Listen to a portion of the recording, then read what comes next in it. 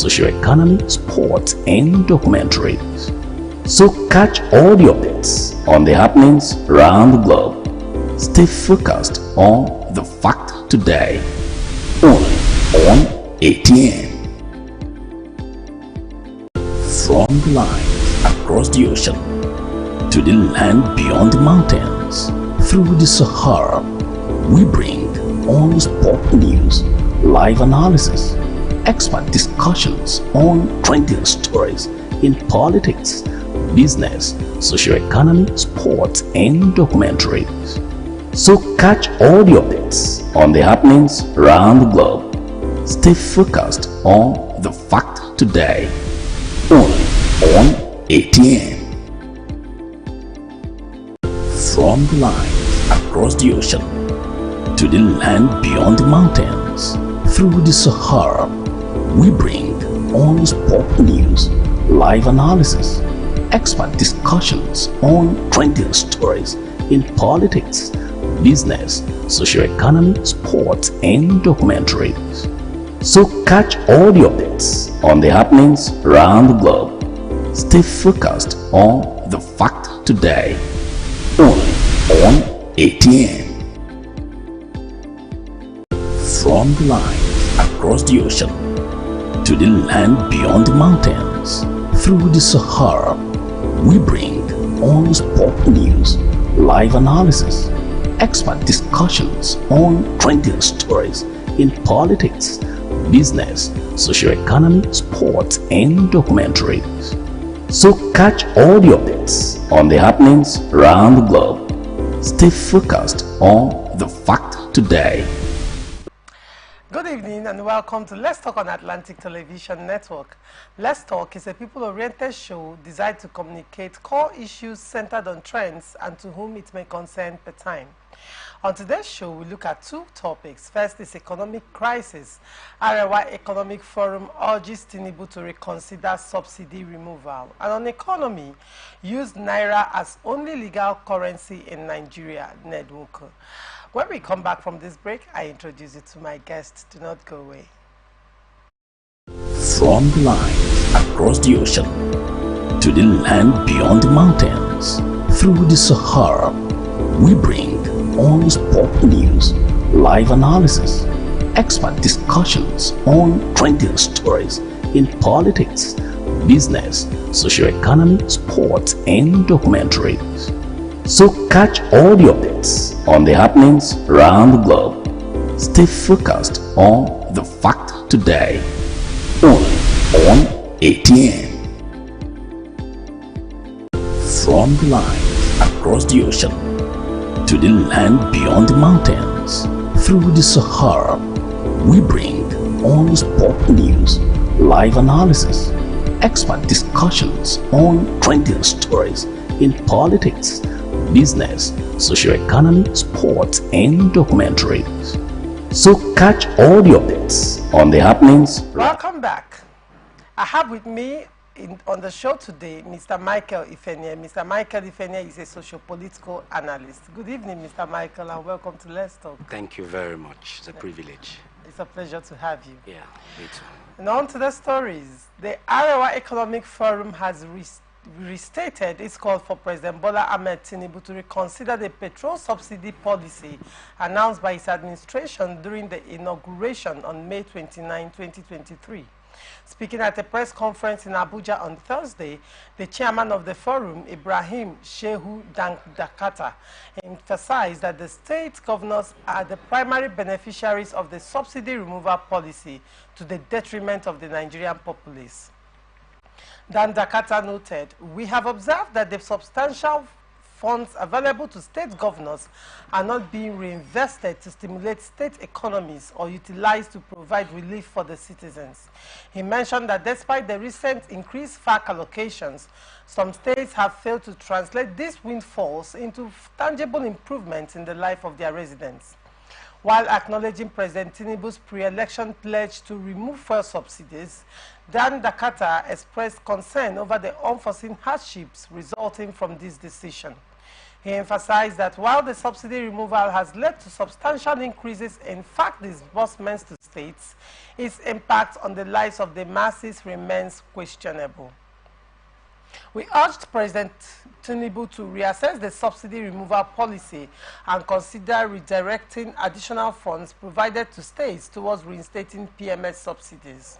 Urgent action is necessary if the president is unable to compel governors to be more accountable within the bounds of his constitutional authority than Jakarta urged. Now, Mr. Michael, the Arewa Economic Forum is urging President Tinubu to remove subsidy. But however, he raised two concerns, two issues here. Okay. The first is the removal of subsidy. And the second one is the implementation, actually making judicious use of the increased FAC allocation by governors. But let's start with the removal of subsidy first. Are you of the opinion, do you share the same opinion with the Arewa Economic Forum that President Bola Tinubu should reconsider the subsidy removal? Yeah, in a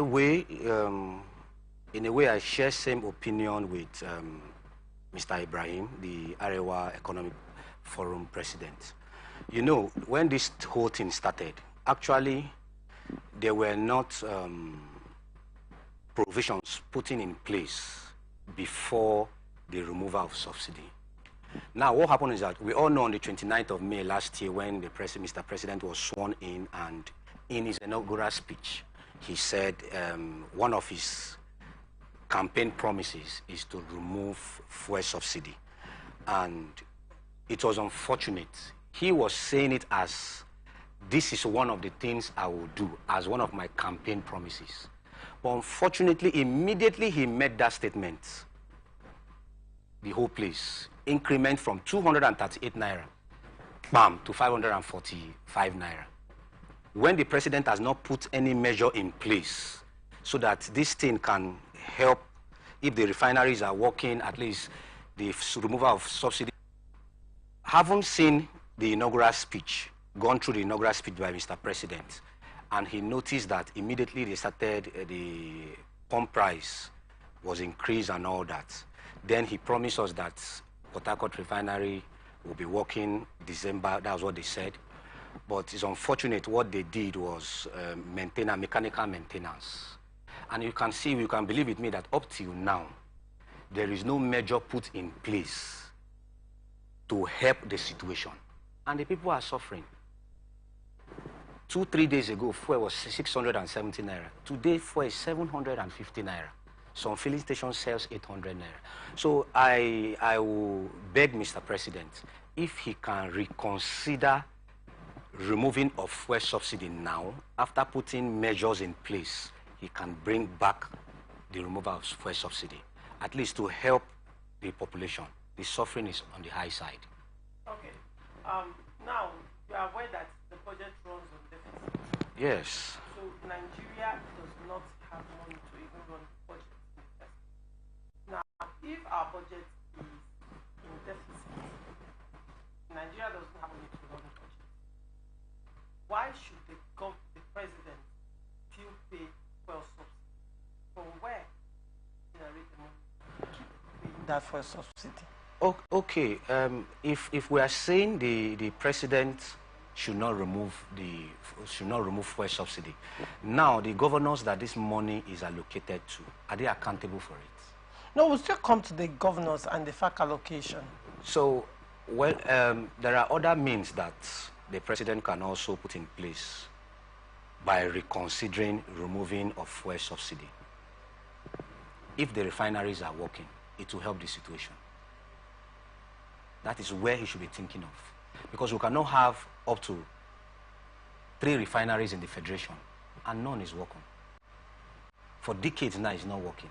They promised us that December last year, Port Harcourt refinery will be working. And on the 21st, what they did was to commission the maintenance, Area 5 plants. That was what they did. So you can actually see that it is not working. Measures should be put in place. In governance, even if you decided to do a particular thing, you can review it. If it is not working, you can review it to see how you can put things in place to make it work. You and I know the suffering that Nigerians are going through. Why not? Okay, when we talk about the sufferings that Nigerians are going through, is this not as a result of mismanagement from the past administration? Certain policies that were being put in place by the past administration. There is a theory that says that every policy has a gestation period, right?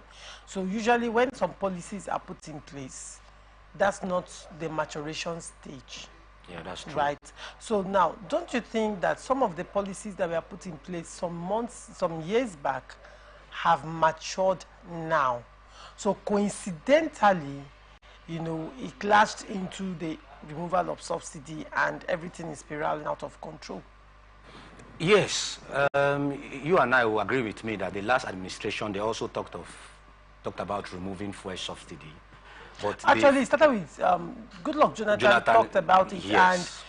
And it was met with fierce opposition at that time. And then President Buhari also talked about it as well. Yes, why they didn't implement it is because they've not put measure in place. It was already done, but the thing was that when Tinubu now came into power, as at the time he came into power, he announced that the government has stopped paying for a subsidy. So it was just like announcing what was already there. He didn't. Perhaps it was the way he announced his presentation that caused panic. Yes. Is that your opinion, that it caused panic? Yes, that's what I'm saying. Okay. His presentation that I am going to remove fuel subsidy as one of his campaign promises.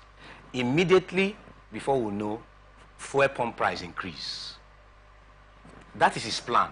They've not given him chance to put measures in place that will make him implement the removal of fuel subsidy.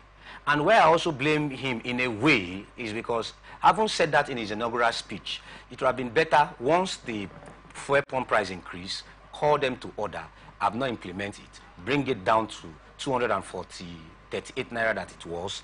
Then when we've put measures in place, then we can now go on where Nigerians will not suffer. But now what is happening? But there are regulatory bodies. But the regulatory bodies are not doing enough. They are not.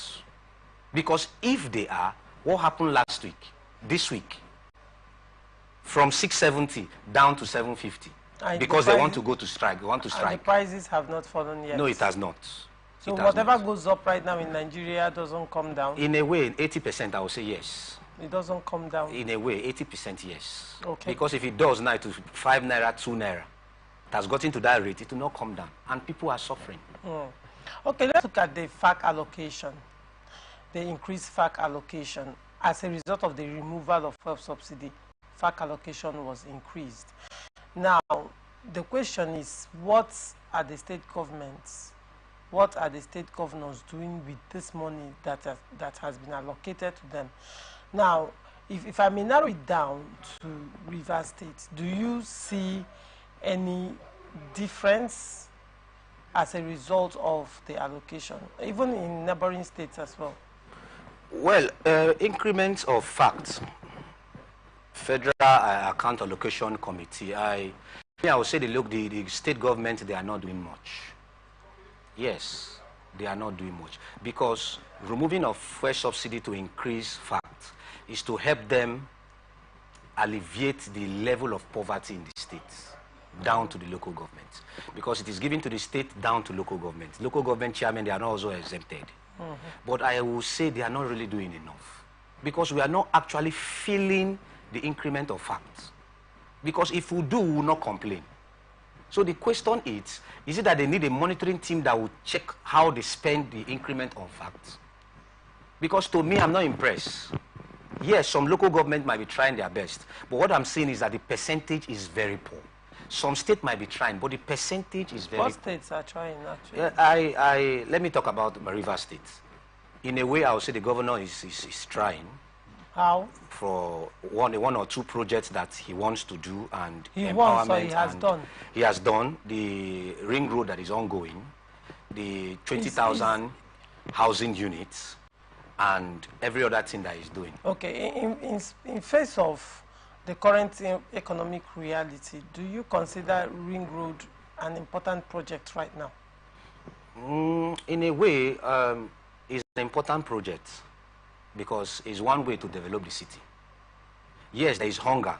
How does it, that's the question I wanted to ask. How does it impact Yes, in the hunger crisis? there is hunger in the land. It's quite unfortunate that now Nigeria is going through hard times, and we need to understand.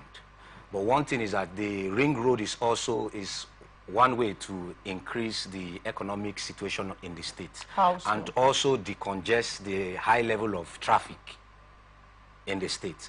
Yes, it will also create employment, even if it is not large, for those that work in those areas. How so?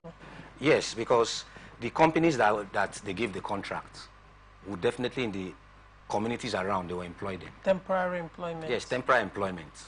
They will employ them. Business in that area, some one or two petty business in that area will improve.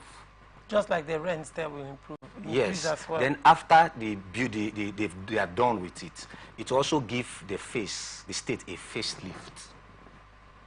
Now, does the state need a facelift, or the state needs the people out of hunger?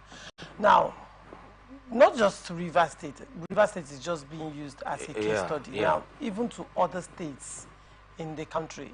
Look at, as at today in Niger State, Suleja, violent protests broke out today. Yesterday it broke out yesterday, but today it became violent, right? And then other states as well. Protests have been, pockets of protests has been erupting here and there in different states in the Federation. And the protest is about nothing else but hunger. Yes. Not even insecurity at this point. In fact, at this point, Nigerians are more concerned about hunger than insecurity. Yes. Now, when you look at some projects that some governors are embarking upon, do you consider them a priority? Do they have their priorities right? Now, in the face of hunger, why not start projects that have to do with agriculture? If at least to ensure that the state generates or grows enough food to sustain itself. Yeah, that's correct. And then by the reason of growing enough food to sustain itself, force the market forces to bring down their price, because there will be a surplus of food in the market.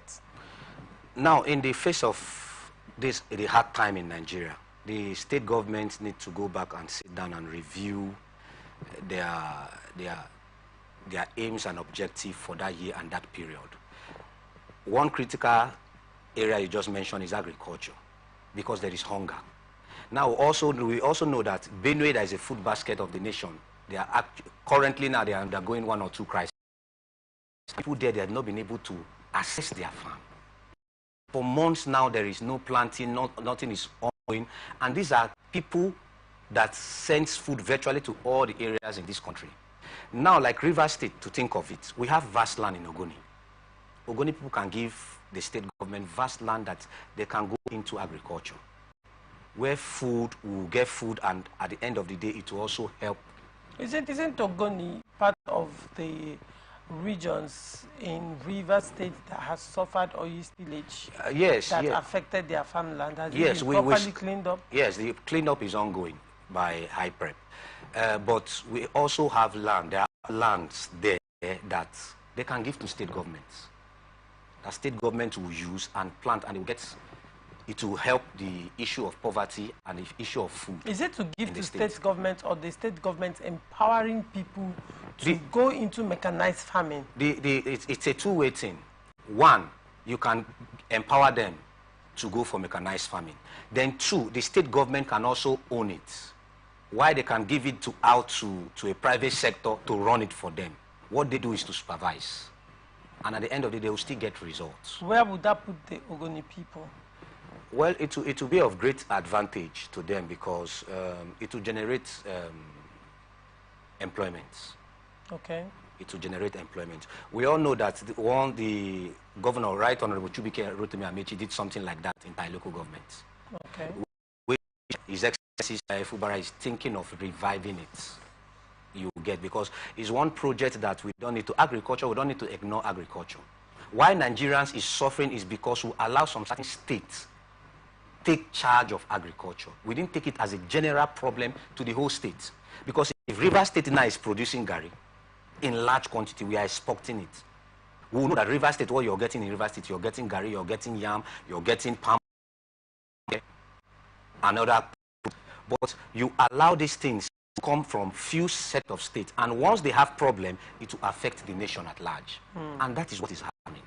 So if the governor can look into the area of agriculture, it will help. Now you can see nobody is talking about insecurity because you've not eaten. Once you've not eaten, you first of all think about hunger before you think about causing problem.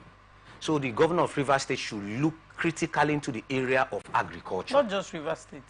The nation. The governor of the 36 states. The 36 states should look into agriculture. And I want to use this opportunity to tell Mr. President that let's put more energy in agriculture so that the people will not suffer. People are actually going through hard time because there are no food. There are scarcity of food items in the market as a result of people are not going to farm, access their farm, one or two things, high pump price and all that, and it is affecting. Okay, let's look at also infrastructural deficit. It came to my mind when you were talking about the ring road. Now, on one hand, if the government invests heavily into agriculture, the second challenge will be moving the goods or these products, these farm produce, from the farm to the end users. Yeah. Because of bad road.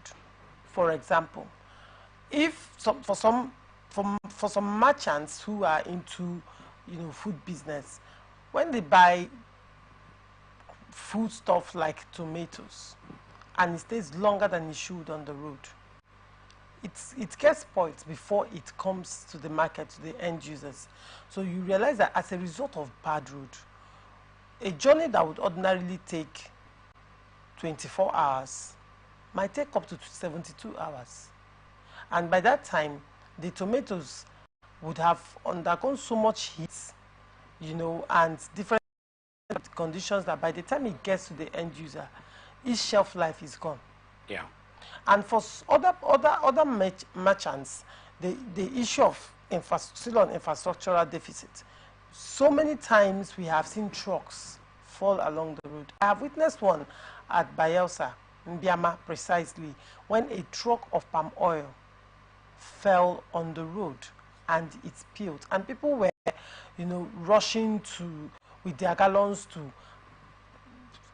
to fetch the palm oil right on the ground there.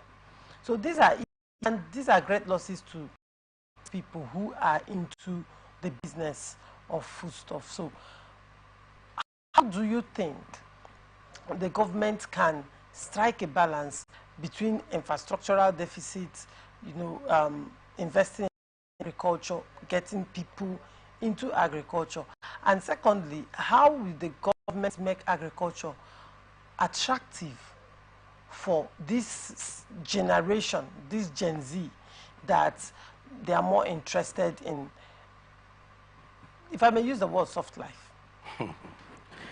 Yeah, you can now agree with me that there is the ring road that the governor is embarking on. It's actually a good one. The ring road is not... It will also help. Where you 20 minutes to get to. With the ring road, you can access that community. You're taking another route. Okay. You get it now. Yes. It will also ease the traffic. It will also ease people that are going for it. Their product will be safe. Right. Because there is a good road. Now you can agree with me that East-West road is bad. And thank God for the Minister of Works. He's actually doing a lot to fix East-West road. Like you said, in Biama, that's East-West road. Yes. And that road, if you see the state of that road, you will cry. Now, One, it's where most of, there's a seaport in One. And there are goods that comes from that area. And the road is bad. You see most of the tankers there, they will drive for 2 days. You see tanker falling on the road and all that. And Nigeria kept quiet. Do you know the amount of loss that they recorded each day on a bad road? So putting the road in place is also means for good governance. It also means to reduce the high level of casualty.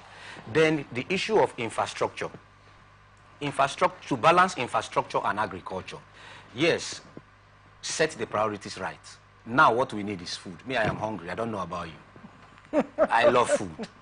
And if I'm not seeing food, I'm weak. Okay. Yes, so I would advise, let's channel more energy into agriculture. Okay. It will give us more results. Okay. We'll go on a short break. When we come back, we'll look at Ned Nwoko's comments on the importance of Naira and not dollarizing the economy. Do not go away. On the globe, stay focused from the line across the ocean to the land beyond the mountains. Through the Sahara, we bring on-the-spot news, live analysis, expert discussions on trending stories in politics, business, socio-economy, sports, and documentaries. Every day, our lives are changed by history. We are one people, all of us. Leaders, politics, Nobody's ambition is what they blood. I have fought very firmly. natural occurrence, war, and the world economy. I belong to everybody and I belong to nobody. ATN covers it all on ATN Politics today.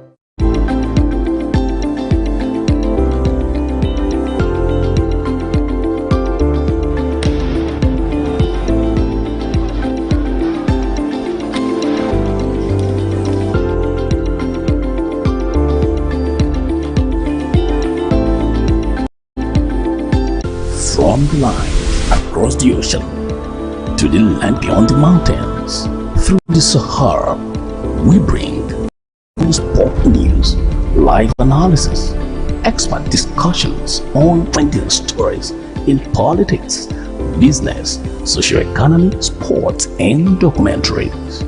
So catch all the updates on the happenings around the globe. Stay focused on the fact today. Only on it. Welcome back. Senator Prince Chinedu Munye-Nwoke, representing Delta North in the Nigerian Senate, has proposed a radical solution to address the Naira's free fall. He called for a complete ban on dollar transactions in Nigeria during a Senate plenary session. Senator Nwoke expressed concern that the Naira has been sidelined, leading to its depreciation against the dollar. He argued that Nigeria cannot sustain a dual currency system and advocated for the exclusive use of the Naira as legal tender. Senator Nwoke suggested that all transactions, including tourism and crude oil sales, should be conducted in Naira. He acknowledged that implementing such a policy would be challenging initially, but believed it was necessary to revive the Nigerian currency.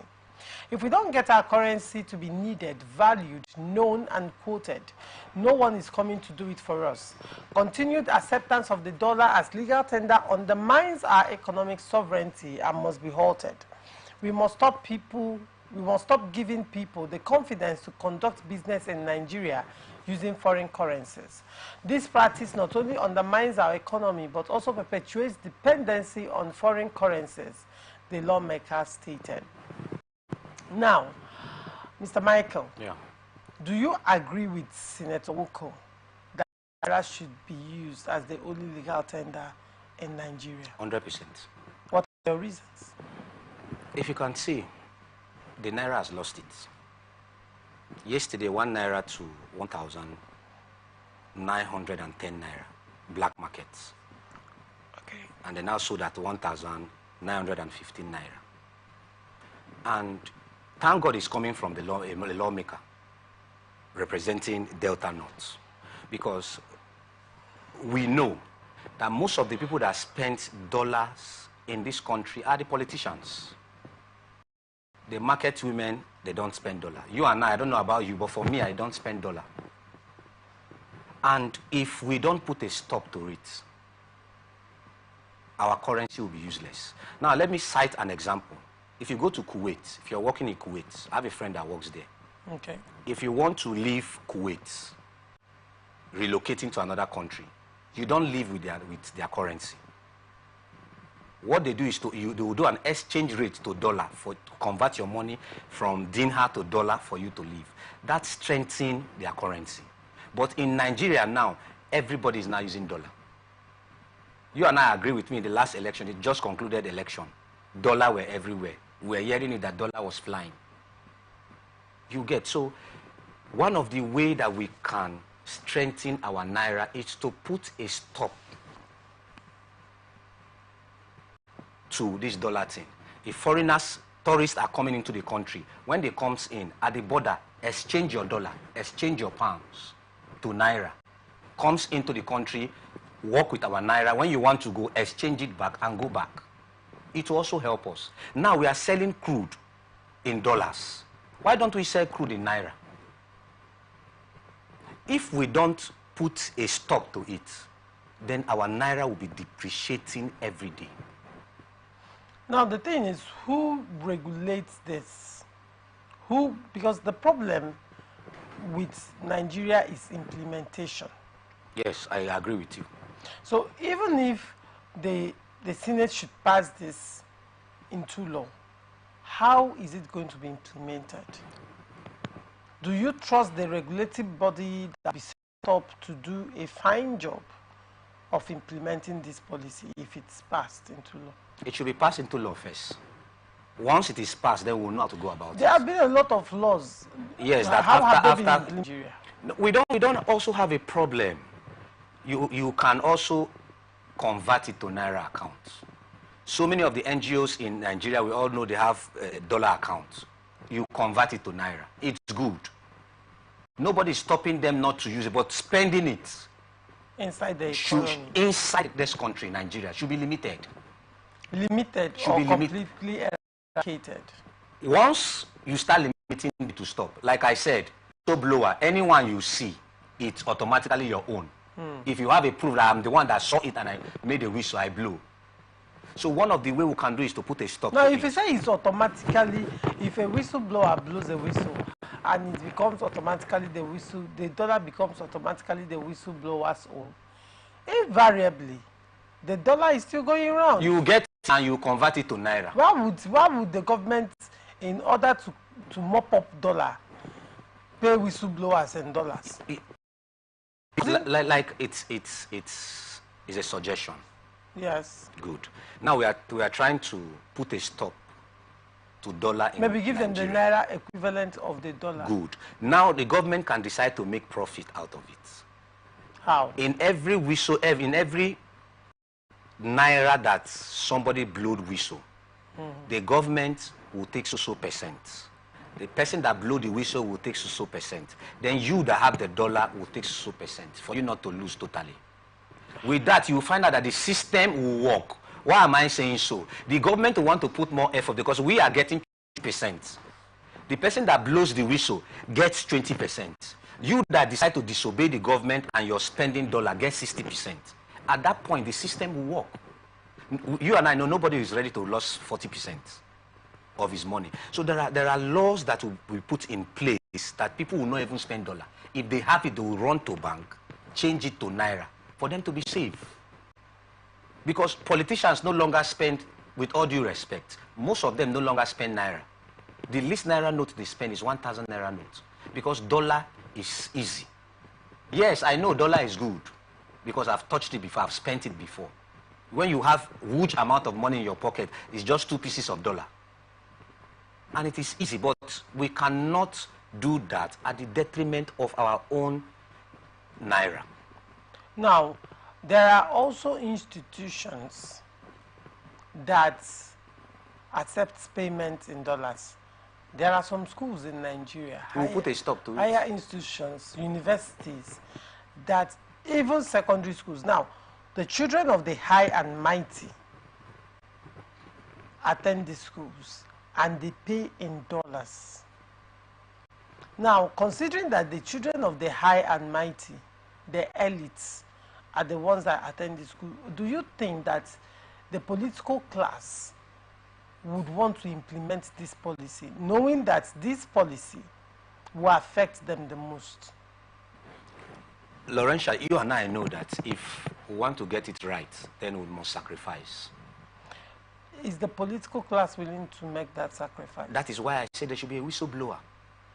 Now, those schools that accept payment of tuition fees in dollar, they will stop it.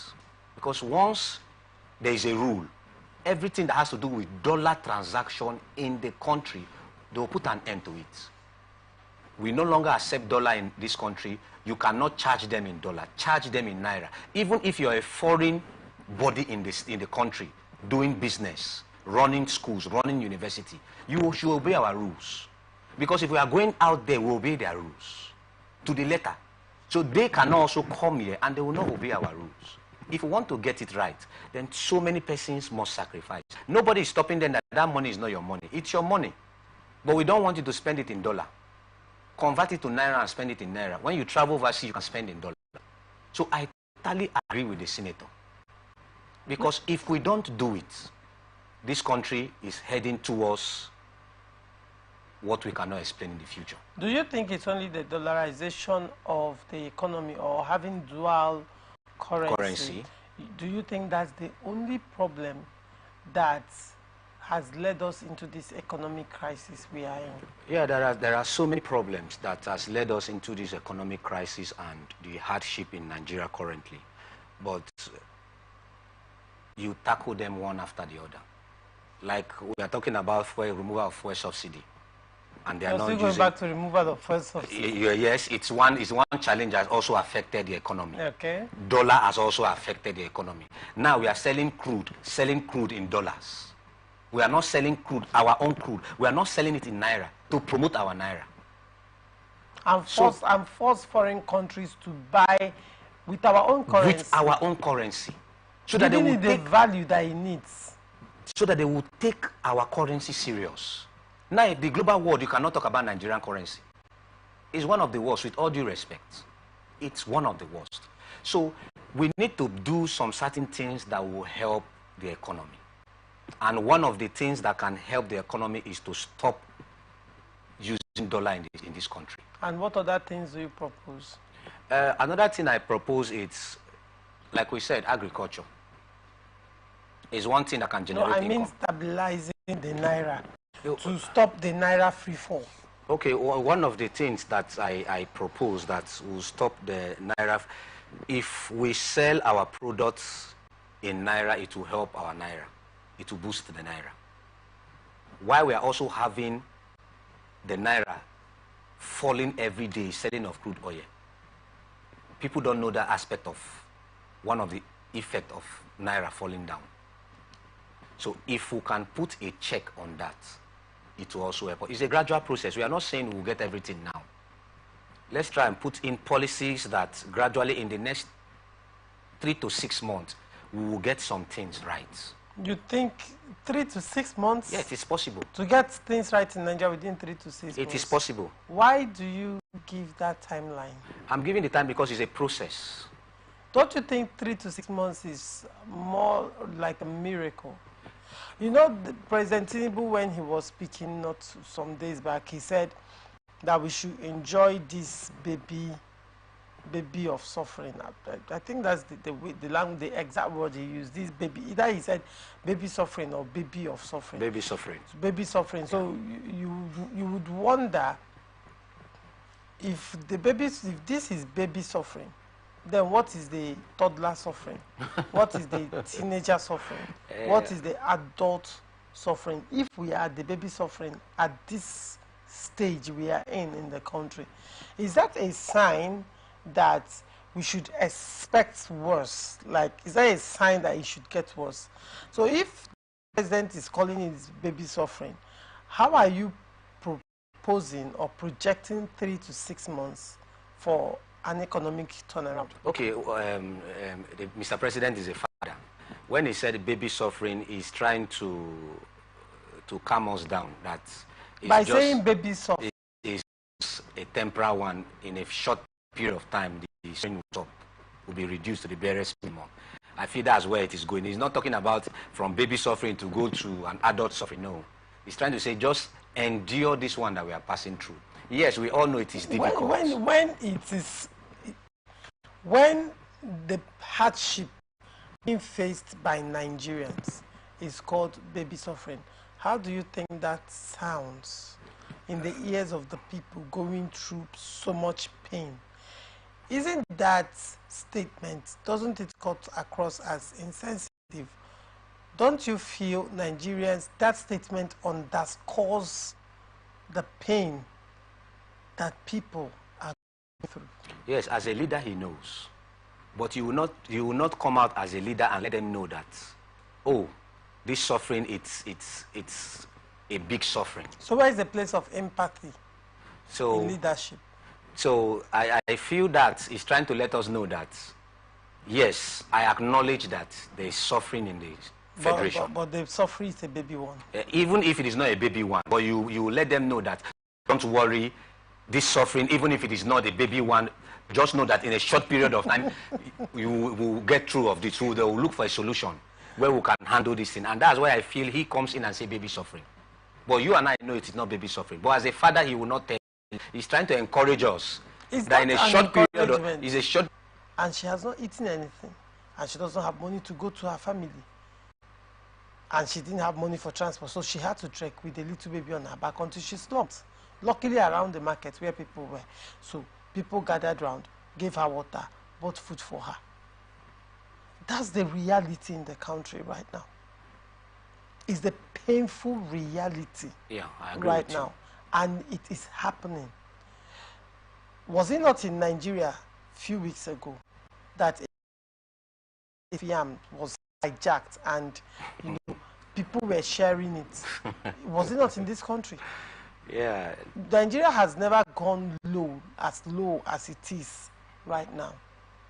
So in face of all these things happening, and protest is breaking out in different sections of the country, do you think that was the right language to use to address a people who are dying and cannot afford medicine, to address people whose minimum wage cannot sustain them for 1 week, to address people who are in despair, knowing that you promised them renewed hope?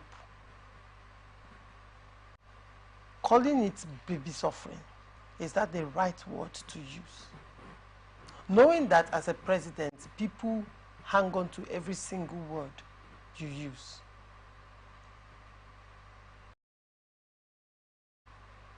That language was... That word, baby suffering, it's not a good one.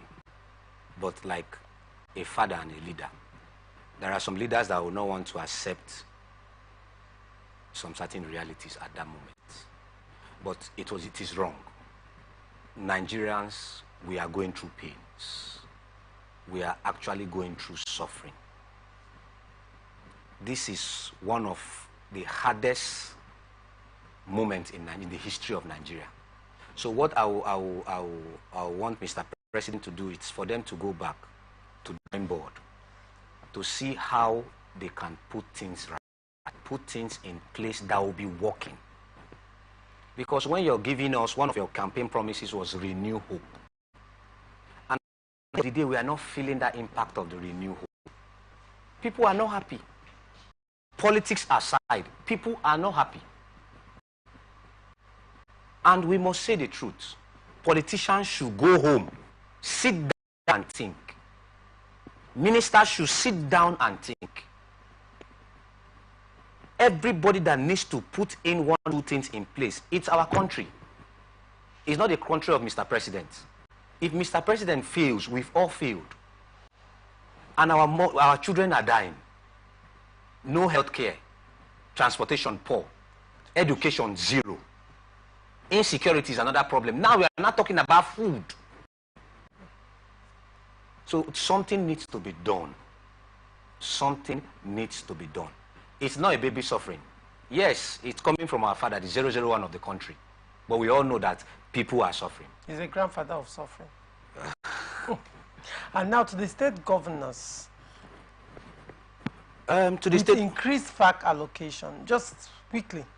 Okay, to the state governor, I want to, especially let me talk on River State. Okay. With the increased FACs to the states, I believe in a way the governor has been able to touch one area, which is the civil servants. Increasing those that they were due for promotion, they have been promoted. Okay. And those that they are owing, he just did, was it last week or week before last, about the local government promotion and all that.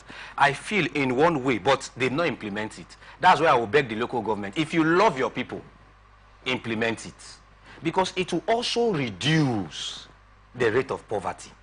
Now, the fact that it's coming in, if salaries,